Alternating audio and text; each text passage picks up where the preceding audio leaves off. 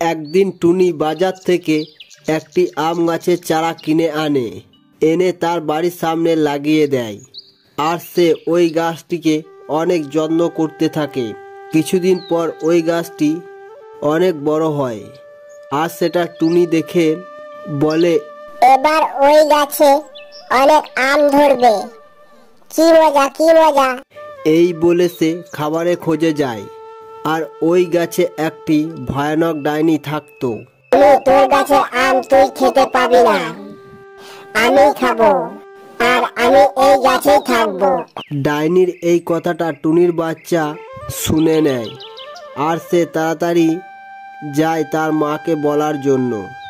হঠাৎ তার সামনে ওই ডাইনিটি চলে আসে, এসে তাকে একটি পেয়ারা বানিয়ে দেয় আর তাকে গাছের ওপরে রেখে দেয়।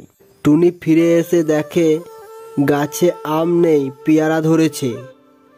তাই টুনি পেয়ারাটা পেড়ে তাকে খেতে যাবে, তখন পেয়ারাটির ভেতর থেকে বলে, মা তুমি আমাকে খেয়ে নিও না, আমি তোমার ছেলে। একটি ভয়ানক ডাইনি আমাকে পেয়ারা বানিয়ে দিয়েছে। সেটা শুনে টুনি পেয়ারাটা না খেয়ে সে খুব কান্নাকাটি করতে লাগে।